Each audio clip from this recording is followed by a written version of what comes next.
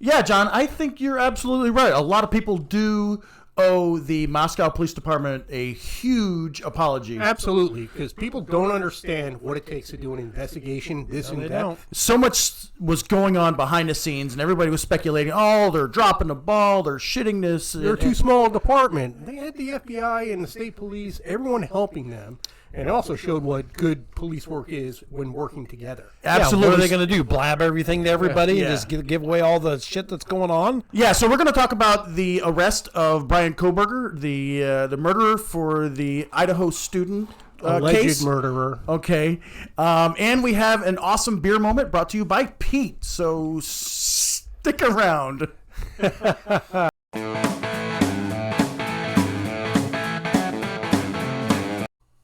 All right, guys, welcome back. Before we go into the arrest and the affidavit, Beat all y'all bitches. cheers.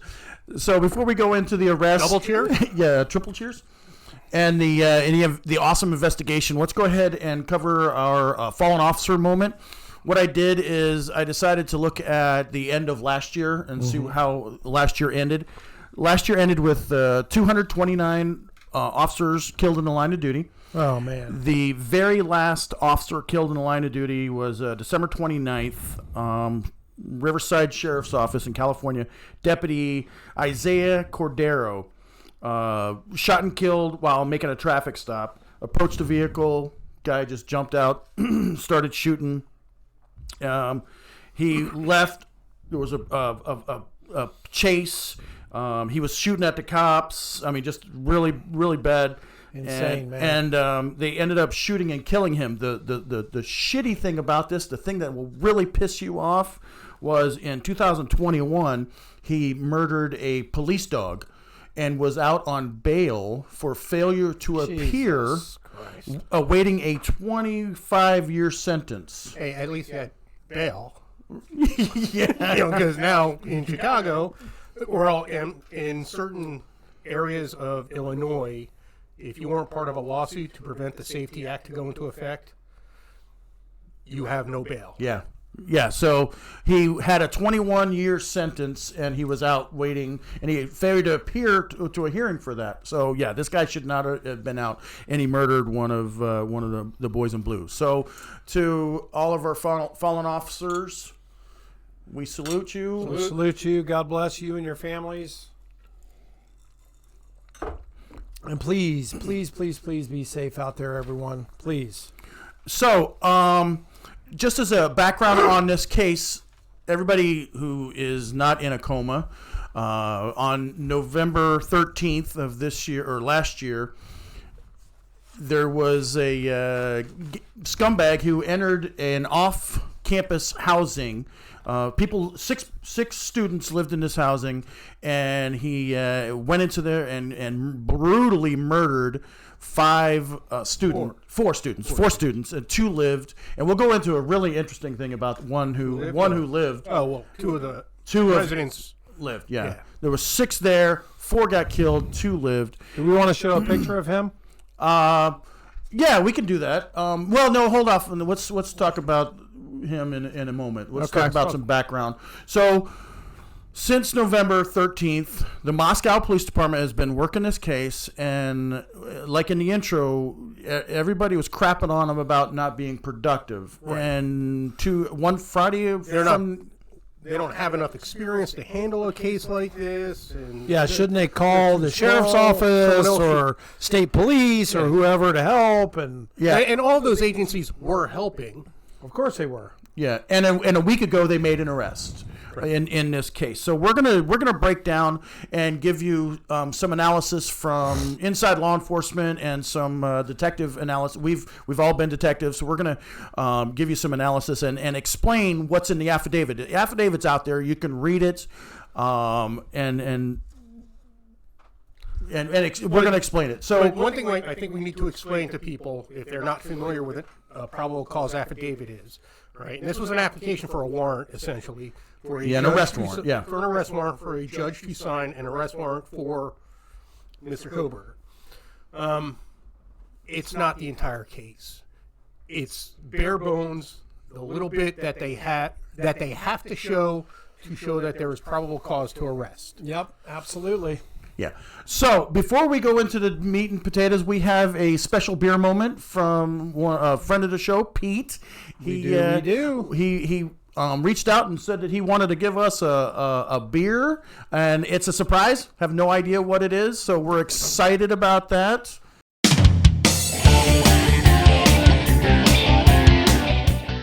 And I'm not going on camera, but you can hear me. There's a bit of a story. I was driving home the other day, and I went past the local mart, as you are, and I happened to see this picture on the front window. And I thought, this well, is that awesome looks looking. interesting, 'cause as Camille knows, we grew up together. I don't drink, so I know boo about alcohol. Now, I know John is a lager drinker by trade. He totally By is. trade. Yes. Hey, it's getting out there. Yes, people know. It's lager. And I know that Camille is a big fan of the IPA. I love the IPAs. I hate IPAs. The only reason that you guys are drinking this tonight, aside from the fact that I gave it to you for free, We'll always take free beer. We will always take free picture beer. here.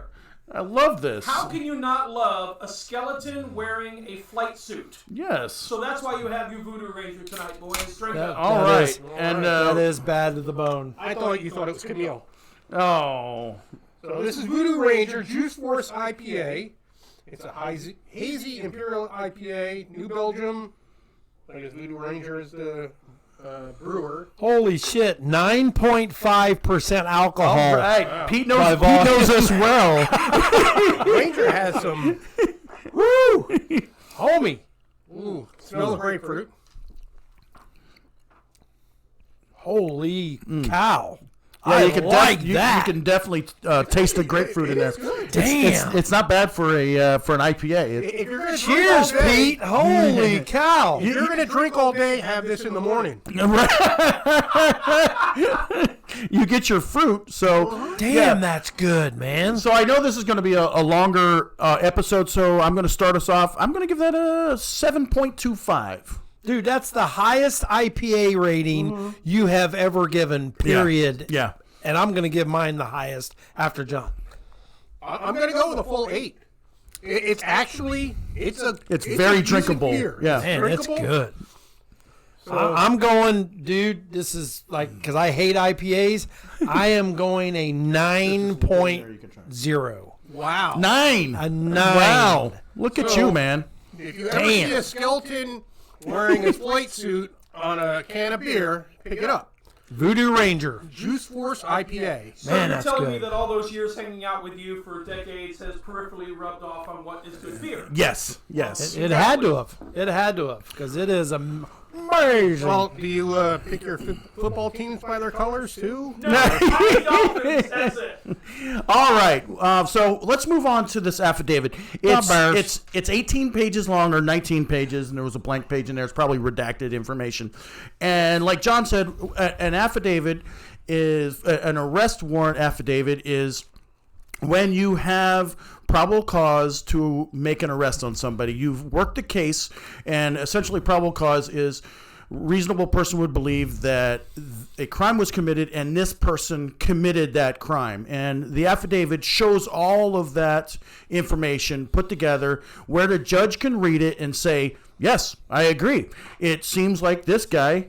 You have presented me with enough evidence that this crime was committed and this person committed that crime, and therefore I will sign off on it. Here you see the 4 counts of murder in the first degree right there. And the burglary charge. And I was wondering with John why it wasn't armed burglary, but he said that maybe Idaho doesn't have an armed burglary statute. I don't know what the statutes are there. Right. So. Yeah, who So knows? it starts off with the detective showing up at the scene of the crime, and they're locating the victims in different parts of the 3-story home. And one of the very first things that they notice is, and you can probably pick this up, the knife sheath, is they find in one of the bedrooms where one of the victims was located a sheath of a knife. It's belongs to a K-bar knife, and it's A fixed blade. fixed blade sheath knife, and it has on the sheath that's laying on the ground, there's a drop or a smear of blood or whatever, and that later proves to be extremely important in this case. So they're going through this case, and it's a brutal, bloody scene, and they're trying to identify any evidence they can, and then they're also interviewing the witnesses. And one of the witnesses, and I don't know which one because I don't think they identified They her. never identified the other occupants. They just gave initials. Yeah. So they talked to one of the witnesses, and the witness said that she went out into the hallway. She sees a taller male figure coming out of the bedroom, heading to leave. Guy's wearing, was it a ski mask? It was a mask over his nose and mouth. Yeah, so okay. Probably like we're all masked up. Yeah, right. Yeah. But her ID, even though he's wearing a mask, actually became somewhat critical in the identification Absolutely. of Kohberger. Yes. Because all she said, he was about 5'10", not muscular, but athletically built. Right. So a lot like us. Yes. I'm not 5'10". Okay. I'm 6'4", just short for my height. Or for your weight.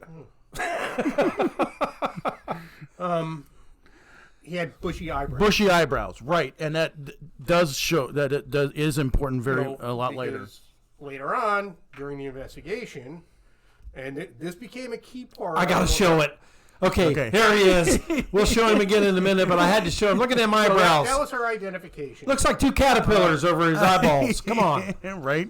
But then, from the scene, pretty much the only important thing they got, critical thing from the scene, obviously the body is in the scene, and they went over with a fine-tooth comb and all that stuff, was they found the sheath for this K-bar knife. Right. That had the blood drop on it. Right. And they didn't know at the time if it was blood from the victims or from the offender. Right. They were hoping it was from the offender, but, the knife that we're showing, guys, the knife that we're showing in the sheath is not the actual knife and the sheath from the crime scene, because we don't have that picture, but it was exactly like that one, or pretty close to it. Very similar to that. It's a K-bar. Yeah. So, as they're working through their investigation, they're eliminating the DoorDash person who made a delivery. They're eliminating ex-boyfriends. They're eliminating the residents. The other residents. They're eliminating the people who the guy who was at the food truck. Right. All this stuff, and understand that this is not just one detective doing everything. This is a whole team. And if it were my investigation, I'd have LT go out and interview this person, and John do this. So it's multiple facets going on at the same time. They really did have the full resource of the FBI. Oh, absolutely. At their disposal.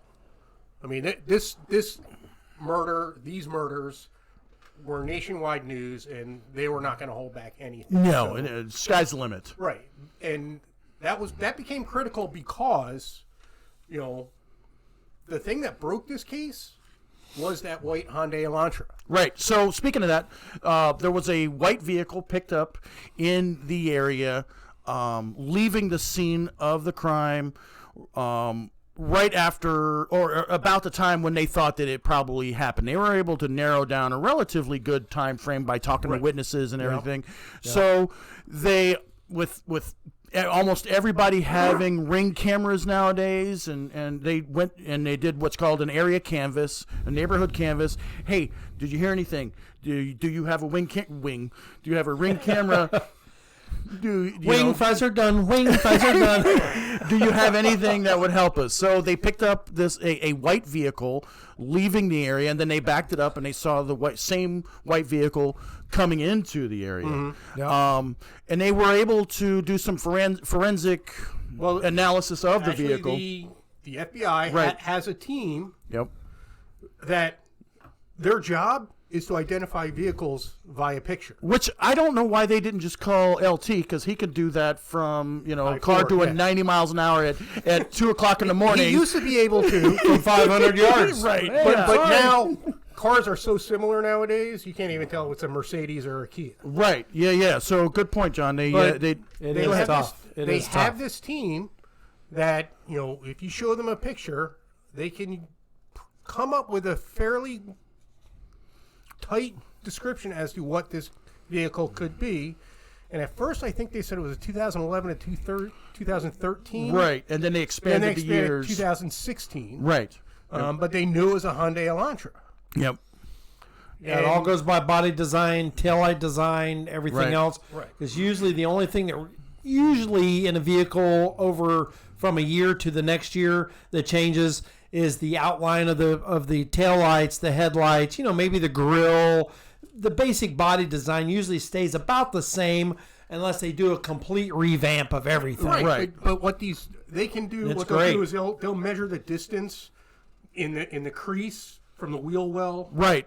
To the body line. Yeah, body line and Yeah. things like that. It's awesome. So they have all the specs and they can figure it out. So they identified it as a Hyundai Elantra. Right. So back on the cameras, they were able to find enough video footage of this vehicle, and it showed the vehicle heading out of Moscow on the highway, I forget which it was, that goes to Pullman, Washington, which is only about 10 miles away. Right. Towards and the big thing in Pullman is the University of Washington in Pullman, and Washington State University. Sorry, Washington State University in Pullman. And one thing else I forgot to mention is they were able to identify that the vehicle Only had a rear license plate. Rear Did license not have plate. a front license plate. right, and every state's different. Like in Florida, we don't require a front license plate, but Idaho does. Correct. But if you buy a car in Florida, many times they don't have a front license plate holder. Right. They might have the holes. Right, but they don't have a holder there. No, absolutely. But if you buy it in a state that requires front and back tags, Yeah, Virginia, you got to have both. Right. they Yeah. will have a place to hang front and both tags because that is going to be somewhat important. Right. Yep. So they were able to video trace this vehicle heading towards Washington, and the first stop would be the University? No, Washington State sorry. University. Yep. Jeez, and we're trying to compact a lot of stuff in this, but one of the big breaks they got is they got with the university police department, Right. and they said, hey. And this is like I said, it's tentacled out. These investigations are tentacled out. You do this, and somebody reached out to the university police department and says, hey, anybody in your student body, Anybody on your campus who has a parking right, that's the pass. thing. They have the parking. teachers, To get a parking students, pass, you have to get your vehicle employees. description, tag, all that good stuff. So they asked them to just do a database search for a Honda Elantra, a white Honda Elantra in this 2011, 2016. this time frame. And what'd they get, John? Bryan Kohberger. Bryan Kohberger. So relatively quick. This is some really good solid legwork, shaking the bush. So they started identifying this guy through his tag, and they said, okay, maybe this is our guy. Right. They got Then they got a warrant for his cell phone. warrants for cell phone, and I'm glad this guy was an idiot. Right. So speaking of cell phone, Sure makes your job a lot easier. it does, doesn't it? So speaking of cell phones, this guy apparently he went to the home the day before or 2 days before. He was there 12 times. Yeah. 12 His times. cell phone, you're constantly being tracked. So if you're carrying your cell phone, Yeah. you're being tracked. Yep, you Okay? are. And he knew this too. You Right. are. And Did he though? well, no, yes, Did he he? did. He did because I just think he's an and it's actually explained in the PC affidavit. Mm-hmm. Okay, a lot of times criminals, when they're doing their recon, they're scoping the place out. Where I'm going to commit my crime. Right. They'll carry their cell phone with them. Right. But when they go commit the crime, they turn off their cell phone, put on airplane mode, or Leave it behind. leave it somewhere else. Yeah. Yeah. Yeah. So when he was scoping the place out 12 times, did he have his phone on? Yes. Okay, so law enforcement was able to. So you have to. It's another warrant, a court order to get the cell tower, for lack of better term, ping. You're pinging. You're finding out where this phone, not necessarily the person. You can't say the person. The phone was at this time, and what tower it was really. What service it comes from. How did they get the phone number? Okay, I forgot that one. There was a stop by the Moscow police. Oh, right. I think it was Moscow police. It might have been university police. But they got Kohberger's phone number as a result of that traffic stop. Right. Because their traffic citation. Was it this one or was that on No, this was later. This is later. Okay. Yeah. This was like months prior to the murder. Oh, okay, gotcha. Yeah. They ran them through their database. So, hey, we had a traffic stop with this guy. Which is why we ask all that information on a traffic stop. Yep, absolutely. Bing. Well, so we had his phone number. We were able to track it, and you have to get an order, and it shows what tower the phone is Pinging. triangulating. Which tower is it using? Yep. Right. And they were able to show 12 times that Bryan Kohberger went into that town, and it doesn't show how close, but it was close enough to show that he was, they showed his path. Yeah. From where he was staying in Washington to right around the address, and then back. Right. Absolutely. And then on the day of the murder, it showed him leaving his home in Pullman, and then it stops recording. Leaving his home towards Moscow. Right. And then it stops recording, stops pinging, So obviously he turned it off. He commits the murders. Yep. And then on his way back, he turns it back on. Right. Thank God he's an idiot, like I said. So they're really honing on at a really, really good suspect. Right. Don't candy coat it, Camille. Is he an idiot? So now here's the brilliant move. Okay. Pete, Because is he an idiot? Oh, yeah. The DNA comes back Right. from the FBI and says we have a sample of suspect number 1. Or a person who does not belong to the victim. Right. Yes. So we have a DNA sample of suspect 1. Yes. The owner of the sheet, or the Owner of the blood that was dropped on the sheath that did not belong there. correct. Yeah. So it was Bryan Kohberger, or they didn't know it was Bryan Kohberger's DNA, Yet. but now they have all this circumstantial evidence saying, I really think this guy might be part of it. Yeah. Totally. So they went old school police work and did a trash pull. Well, Where? At his parents' house in Pennsylvania. So after Do you want during me to show the Vicks? yes, please. We haven't showed them yet. Yeah, I'm sorry. These Shown them are yet. the victims of the this brutal homicide. I'm sure everybody's seen it all over the yep. news, and we've done a couple of different shows on these, but we just wanted to remind everybody of the life that was taken with these 4 youngsters. I call them youngsters because I'm 57 years old, but 157. these beautiful people. I mean, it's what a shame. What a But anyway, shame. what a Tragedy. shame. So, from what I understand, after he committed these murders, he's if we didn't mention, this guy is a PhD student at this university. Criminal justice. In criminal justice and criminology. He must not have done well in his classes. Thank God. He didn't have you. He actually did very well in his classes. He was a very good student. Well, they didn't teach him crap. He didn't have you as an instructor. Maybe. That's why. So he finished, from what I understand, he finished teaching his classes, and then for Christmas break, he drove with his father. Flew out from out. Pennsylvania to Washington. Yep, to drive his son back for Christmas break. During that trip, they were stopped by, I forget Indiana. which, Indiana. It was the Indiana Sheriff's Department, and then And this is a picture from the body cam from the one of deputy the- trooper officer, whoever stopped them. he was stopped twice. Right. At the direction of the FBI to do what's called a pretextual stop. Right. Find a reason to stop them because we want body cam footage of his hands. Oh, okay.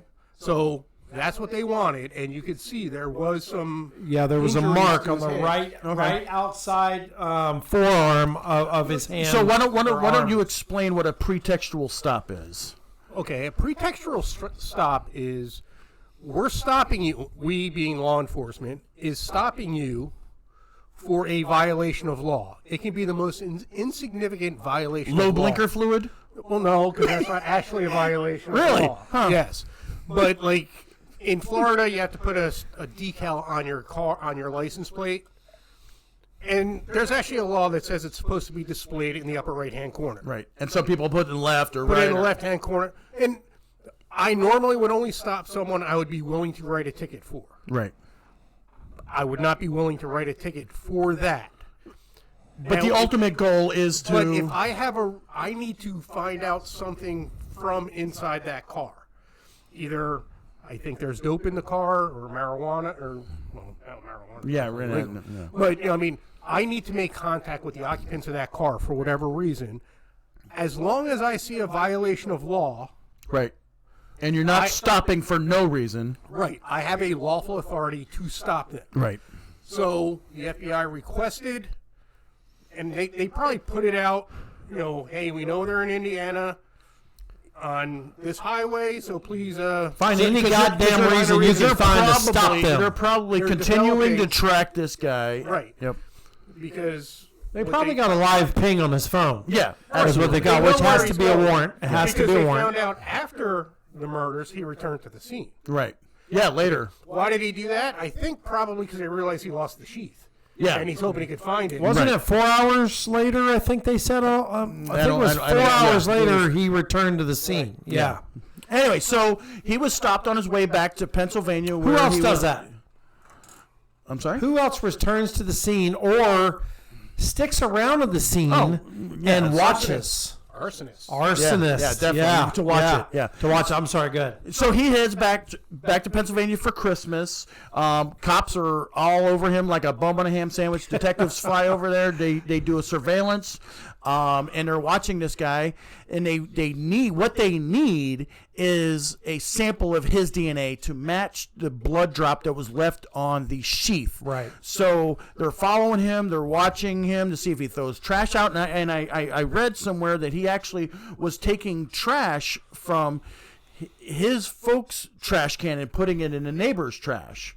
So when they were doing the trash pull, they would get the folks' trash and the neighbor's trash. And you guys ever do trash pull? Yeah, I did, which is good as long as you can document that he was doing that either through video surveillance or just through surveillance, that the trash is going into the neighbors, or you have a cooperating witness. They were probably watching it. And also inside the garbage bag is some identification, such as a utility bill or something of that nature. And they also said that he was wearing gloves while doing this. So he's trying to hide shit. He was a clean person. Yeah, okay. Remember, he made his parents throw out all the pots and pans because they had cooked meat in them. Yeah. So I've driven. We had a target they were looking for, and when they threw trash out, they waited till the trash truck came. Oh yeah. So I actually got on a vest. I rode a trash truck, and I slung trash. This is before the. And I slung trash, and I had my own separate can. And when I got to that can, right in my hand, So sometimes you got to be a little tricky. Is the truck sound? Is that what that is? Now, based on what you're saying, though, Pete, we got to work on his sound effects. I don't know how the parents don't know he was involved once he got back. I don't think they knew what happened. How would they know? Why don't we talk about that in motive? Okay. All right. Yeah. Next show. Yeah.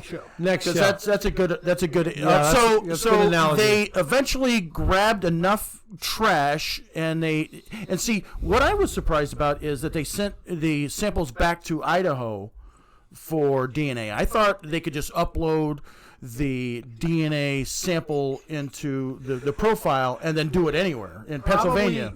just so that your chain of custody. Maybe. Yeah. I'm sorry, the 12-year-old in me, every time you say Idaho, I was like, Idaho?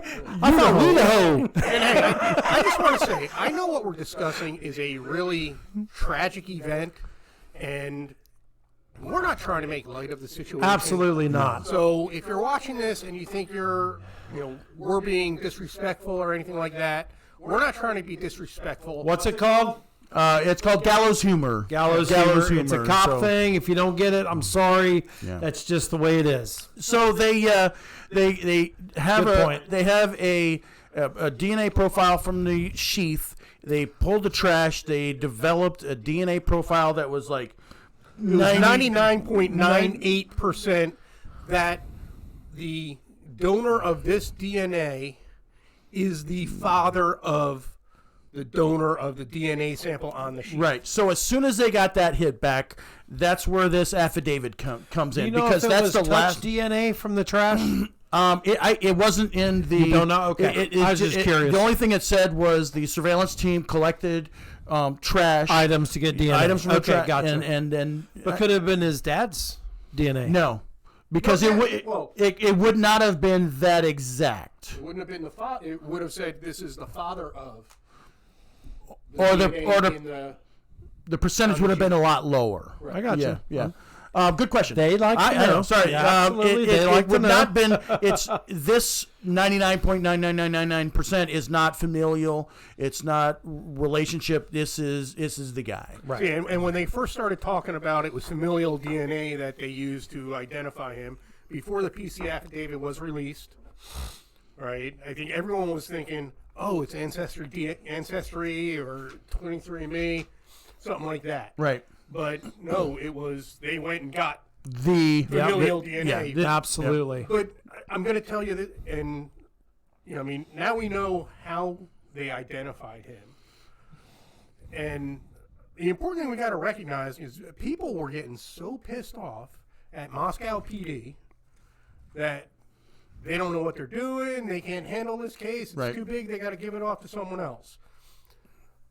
They were holding a ton of information as they should have. that they knew. Yep. If any of this, do you think Good for them. if Bryan Kohberger had any clue that they thought he was a suspect, they would have been able to do all that they did? Right. Absolutely not. No, not at all. I mean, you go back, remember we talked about the license plate, Right.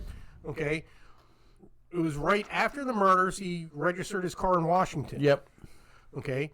Which so Doesn't now, require. correct, but the Hyundai Elantra that was in the video had Pennsylvania tags on it. Okay. Okay. After that murder, he put Washington State tags on there. Right. So even if someone said, "Yeah, I saw that car," that's a different. Right. Different tag. Yeah. Okay. Um, and he said, he got mad at his father on the one traffic stop because the officer asked him where he was going. Okay, because he's trying to get his car way the hell away from Idaho. Far as you can from the crime. Right, so I'm going back to Pennsylvania. I'm going to end up Right. leaving my car here. Yeah. Probably, drop it off in a ditch or somewhere, something Burn like it. that. Okay. The officer asks, "Where are you guys going?"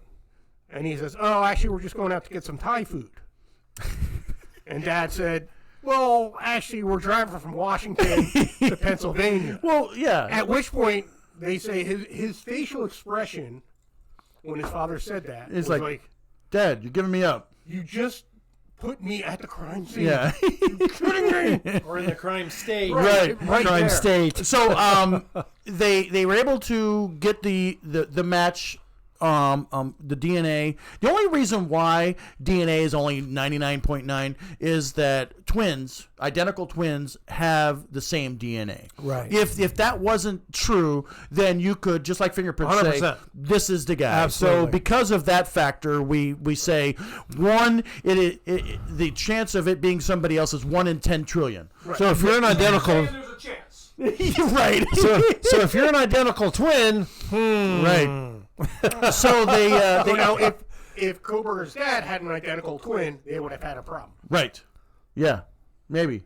yeah, Yeah. Yeah. So I wanted to address something else. When they did a trash pull, you cannot steal somebody's trash unless it is out at the road. If it's still next to the house, it's still got to be in a public space. It's abandoned property. Once it gets to the roadway for pickup, where anybody can get it. It is then considered abandoned property. Yep. So they put the habeas corpus on this guy. They used a no-knock warrant. Did they? Yes. Oh, I didn't hear that part. Yes. Yeah. Yeah. So were they worried that he was going to whack himself or his folks? Well, yeah, and I guess the SWAT commander or whatever said, yeah, we used a lot of force to get into that house. Right. They had no idea. They didn't know what they were going up against. Oh, really? Yeah. So.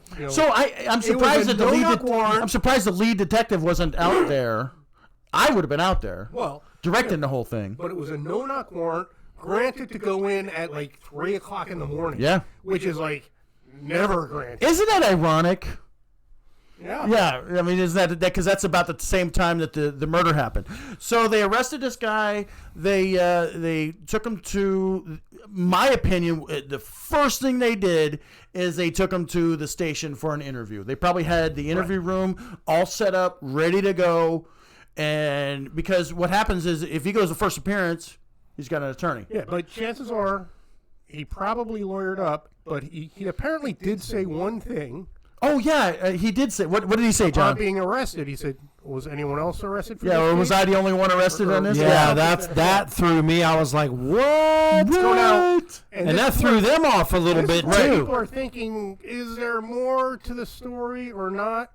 But also it gets me thinking, does he think he's smarter than the police? Of course he does. And that's why I think he gave a statement. I think when they brought him back to the station, he gave a statement but didn't say anything. Yep. But we don't know. Right, we don't know yet because the affidavit is just on the arrest. So what's going to happen now is he was extradited back to Idaho, and he's going to start going through the process. They're going to system. They're going to have an arraignment probably within the next month, probably. Where that's an arraignment is where he pleads guilty or not guilty, and then they're going to have all kinds of pretrial hearings. And eventually, if he does not plead guilty, I don't know if Idaho has the death penalty or not. They do. Okay, so if he pleads guilty to avoid the death penalty, he will probably have to give a proffer as to what happened, hopefully. If not, then we might have a trial. A trial will be very, very interesting, and we'll be back to cover that trial. That would be in season 76. 76, because we have just entered season 25. I'm excited about that. But on our next show, we're going to talk about the motive, and we can kind of talk about, Defenses. the actual arrest and what his defense may be, and then so on and so forth as we move forward with the next show. But let me give a special shout out here. Let me just take a break here for just a second. Give a special shout out to our sponsors, because without them, this show would be very hard to put on the quality equipment and everything that we have. And as Kristen and Tom Clem Realtors, we really appreciate you guys very much. If you guys are looking to buy or sell a home in the Central Florida area, you want to contact these guys. All their information is below. If you're ready to cash out, Clem & Company Property Investments. The number's right there on the screen. All the information is also below in the in the info below. And ARackAbove, portable overhead garage storage, www.ARackAbove.com. My buddy Steve owns this company. He has designed and developed this rack to hold up to 2,000 pounds of your junk. Not my junk. Not your junk. I don't have a garage. My junk. My junk's about 2,000 pounds. I'm just saying. In the garage, it goes above, overhead. You can park underneath it. You can drive underneath it. You can walk underneath it. It is an amazing product. Please see his link down below and visit his site. And last but not least, Kenny's Grocery, located on 1792 and French Avenue in the big metropolis of Orange City. If you guys are looking for a beer, if you can't find it at Kenny's, it's not worth drinking. How about that? I love that. 500 craft wines and beers at Kenny's. These guys are amazing. We know the owner and his wife personally. They are great folks. Please stop in and get your craft beer. And you know what? The other day I was looking for a protein drink. I went in there and I said, I thought y'all had some. She goes, oh, we did, but we quit buying them, blah, blah, blah. She ordered some for me for after the gym, and she got them in like in 4 days. Wow. Yeah, these guys are amazing. If there's a beer that you specifically really like and that you're going to buy, weekly or every other week or whatever, just ask them. They'll order it for you. Great, yeah. And the prices are absolutely fantastic. So those are our sponsors. We really appreciate you. Without you, this show would be virtually impossible to do. Thank you. And if you use our sponsors, do us a favor. Just let them know you heard about it from us. Yeah, absolutely. So to wrap this up, LT, what do you think about this investigation? I think that the Moscow PD did an absolutely unbelievable, admirable job. And by keeping their mouth shut and not blabbing and giving away a bunch of information on the news, and all the news and media pressure, they made this thing just as clean as hell. I'm telling you what, man, these guys, I'm impressed. I admire that chief and everybody else in that department, man. What a great job. I mean, last show we talked about how important a police chief is. And even small towns, it's critical to have a police chief that knows what they're doing. Absolutely. And this chief knew what he was doing. Yeah, for sure. And his command staff, nobody was leaking anything. They did a great job. And anyone who is criticizing the Moscow Police Department, based on what I've seen from this affidavit, sucks. Well, no, they need to publicly apologize to the Moscow Police Department. Absolutely. And let's start with I won't say it. So, back on what both of you guys are saying, the Atlanta child murderers, they recovered, Wayne Williams was killing black children in Atlanta, just real quick, and they were recovering dog hair and carpet fiber, and that got out to the press. The very next victim was thrown in the river to get rid of that. Right. So that's why it is so very important to keep a lid on all of this, especially now with all the media, all the social media, and everybody just blabbing. This was a textbook case. I hope it turns into a movie, because I've printed this affidavit out for my students to understand what probable cause is, and this is going to be a case study for my classroom. Absolutely. And if you folks don't think that these criminals and these psychopaths and all, after they commit these crimes, are watching the news to see the story and see what's being reported about themselves, especially serial killers, trust me, they are. Yeah, they absolutely are. So we're going to wrap this up. Great show, guys. Always remember, at Surviving the Badge, we still got your six. Absolutely. Voodoo Ranger, baby.